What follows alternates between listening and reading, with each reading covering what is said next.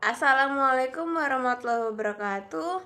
Sebelumnya perkenalkan, nama saya Aswara Mary. Saya dari Prodi Akuntansi. Ingin menjelaskan mengenai materi penyusutan, yang mana hal ini berkaitan dengan ujian akhir semester saya dalam mata kuliah Matematika, Bisnis dan Ekonomi dengan dosen pengampu Bu Irvia Eriza. Berikut adalah penjelasannya. Oke, sebelumnya apa itu penyusutan? Penyusutan atau depresiasi adalah cara bagi bisnis untuk mengalokasikan biaya aset tetap selama masa manfaatnya. Selain itu, penyusutan juga menunjukkan berapa banyak nilai aset yang telah digunakan. Ini memungkinkan perusahaan umumnya memilih untuk mendepresiasi aset untuk mengurangi biaya mereka dari waktu ke waktu daripada sekaligus.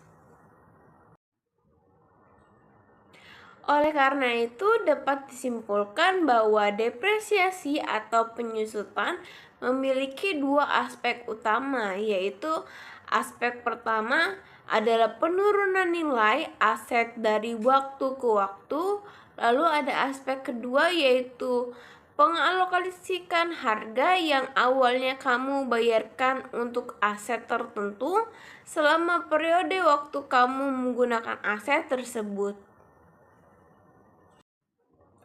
Adapun faktor-faktor yang harus kamu ketahui yaitu ada 4. Yang pertama ada biaya aset, lalu yang kedua ada masa manfaat aset, yang ketiga ada nilai aset, nilai sisa aset, lalu yang keempat adalah metode depresiasi. Biaya aset. Biaya suatu aset terkadang disebut dengan basis biaya.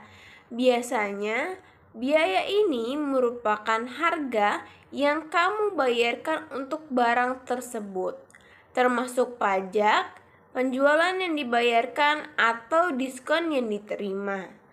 Kamu juga dapat menyertakan biaya lain yang terkait dengan pembelian seperti biaya pengiriman atau pemasangan. Lalu ada masa manfaat aset. Masa manfaat aset adalah lamanya waktu aset dapat berfungsi sebelum tidak lagi dapat digunakan. Nah, secara teori, masa manfaat aset ini mungkin unik, namun standar akuntansi umumnya mengharuskan Anda menentukan masa manfaat aset berdasarkan standar klarifikasinya. Lalu ada nilai sisa aset. Nilai sisa aset adalah nilai taksirannya ketika mencapai masa akhir manfaatnya. Inilah nilai aset pada akhir masa manfaatnya. Nilai sisa biasanya merupakan perkiraan. Kamu juga dapat menggunakan 0 sebagai nilai sisa aset, terutama jika berencana menggunakan aset tersebut untuk waktu yang lama. Lalu ada metode depresiasi.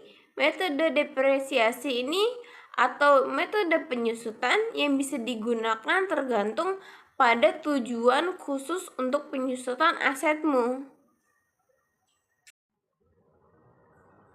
Adapun contoh biaya penyusutan itu biasanya ada biaya penyusutan mesin, biaya penyusutan kendaraan, biaya penyusutan gedung dan bangunan, lalu ada biaya penyusutan peralatan kantor dan lain-lainnya.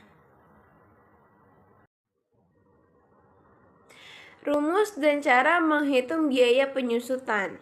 Untuk menghitung biaya penyusutan di laporan laba rugi, ada beberapa metode yang biasanya dipakai. Berikut ini adalah metode dan rumus biaya penyusutannya. Yang pertama ada metode garis lurus atau straight line method.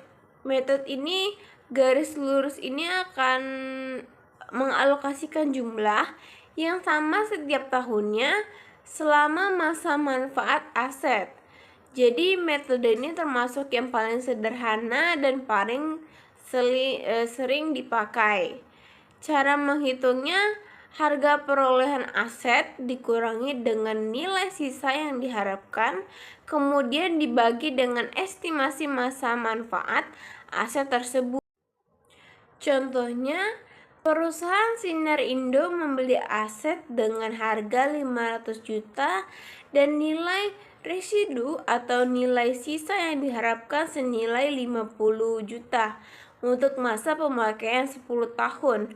Berarti cara penghitungan biaya penyusutan itu adalah biaya penyusutan sama dengan 500 juta dikurang 50 juta dibagi 10 tahun, yang mana hasilnya adalah 45 juta per tahunnya. Lalu yang kedua ada metode saldo menurun atau declining balance method. Metode ini mengalokasikan jumlah yang lebih besar pada awal masa manfaat aset dan semakin kecil seiring waktu, mengingat aktiva akan selalu mengalami penurunan.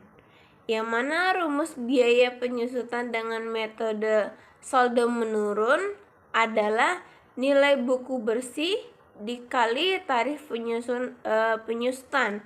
Nah, contohnya nih, jika perusahaan Freeport punya aset dengan nilai buku awal tahun sebesar 100 juta dan tarif penyusutan sebesar 50%, begini cara menghitungannya.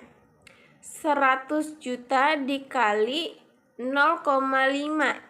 50% ini kita jadiin desimal dulu, hasilnya 0,5, maka jawabannya adalah 50 juta. Yang ketiga, metode jumlah angka tahun atau sum of the years digit method. Nah, ini adalah metode jumlah angka tahun yang dihitung dengan mengalokasikan biaya penyusutan yang lebih kecil di awal masa pemakaian aset tetap dan semakin kecil pada akhir manfaatnya. Namun perhitungannya berdasarkan proporsi angka tahun. Rumus biaya penyusutan dengan metode jumlah angka tahun adalah biaya perolehan dikali nilai sisa yang diharapkan, lalu dikali lagi dengan jumlah tahun yang tersisa dibagi jumlah angka tahun.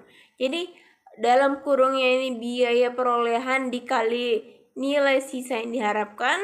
Nah, di dalam kurung lagi jumlah tahun yang tersisa dibagi jumlah angka tahun, lalu dikaliin.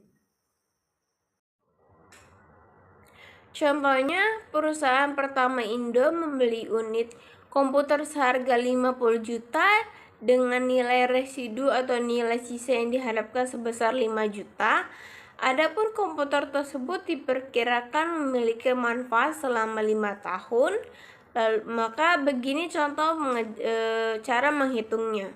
Jumlah angka tahunnya adalah 1 tambah 2 ditambah 3 tambah 4 tambah 5 sama dengan 15. Untuk tahun pertama, biaya penyusutan tahun pertama adalah sama dengan dalam kurung 50 juta dikurang 5 juta, lalu dikali 5 dibagi 15, yang mana hasilnya adalah 15 juta.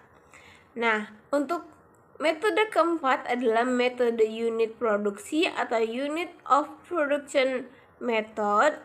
Ini bisa menggunakan metode dengan menghitung biaya penyusutan suatu aset tetap berdasarkan pengguna atau output aset seperti jumlah unit barang yang diproduksi atau jam operasinya. Rumus penyusutan dengan metode unit produksi ini dapat dijabarkan sebagai berikut. Biaya perolehan aset dikurang nilai sisa yang diharapkan, lalu dibagi pemikiran total produksi dikali realisasi produksi. Contohnya, apabila aset tetap perusahaan berupa mesin diperoleh dengan harga atau dengan biaya 100 juta, nilai sisa yang diharapkan sebesar 10 juta. Dan pemikiran memproduksi 1 juta unit berarti biaya penyusutan per unitnya adalah 100 juta dikurang 10 juta dibagi 1 juta sama dengan 90 per unit gitu ya. Jika mesin memproduksi 1000 unit dalam suatu tahun, berarti jika penyusutan tahunnya adalah 1000 dikali 90 per unit, maka 9 juta. Sekian penjelasan dari saya. Kurang lebihnya mohon maaf. Wassalamualaikum warahmatullahi wabarakatuh.